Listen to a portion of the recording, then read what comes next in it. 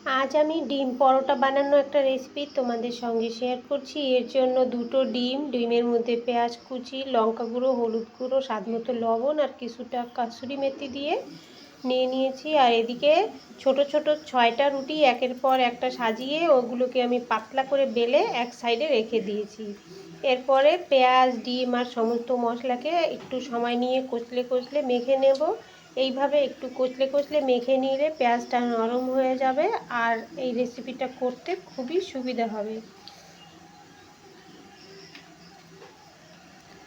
ডিমটাকে খুব সুন্দর করে মেখে নিয়েছি। এখন আমি গ্যাসে একটা তাওয়া বসিয়ে দিয়েছি আর তাওয়াটাকে প্রথমে ভালোভাবে গরম করে নেব।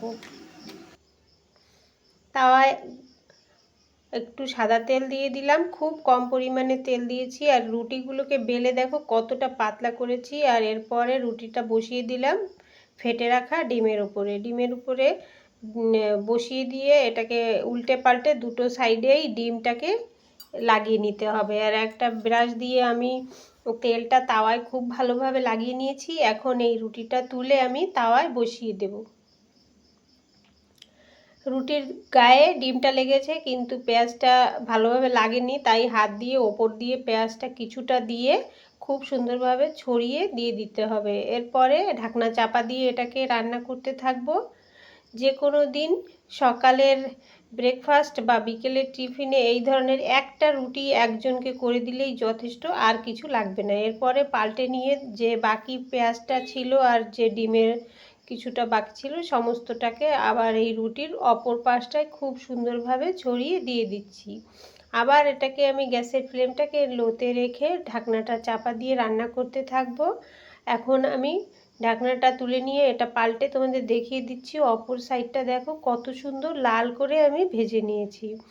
গ্যাসের ফ্লেমটা কিন্তু লোতেই থাকবে আর বারবার ঢাকনা চাপা দিয়ে রান্না করলে রুটিগুলো খুব সুন্দরভাবে সিদ্ধ হবে আর খেতে কিন্তু দারুণ হবে। এক একটা লেয়ার যদি চাই খুলে খুলে আলাদা করেও নেওয়া যাবে।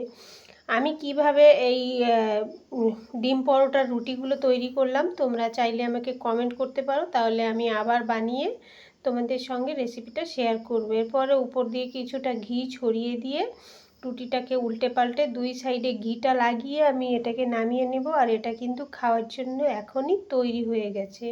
তোমরা চাইলে উপর দিয়ে পেঁয়াজ, টমেটো, তারপরে শসা দিয়ে ওপর দিয়ে একটু সস দিয়ে এটাকে এগরোলের মতো খেতে পারো, বা এমনিতেই এটা একটু সস দিয়ে খেলেই কিন্তু দারুণ লাগে। তো এবার আমি এটাকে একটু পিস পিস করে কেটে নিচ্ছি খুন্তি দিয়ে।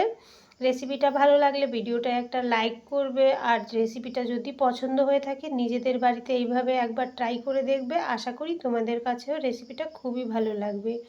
তোমাদের একটা স্লাইস তুলে আমি দেখিয়ে দিলাম এটা কত সুন্দর করে আমি ভেজে নিয়েছি। টাটা।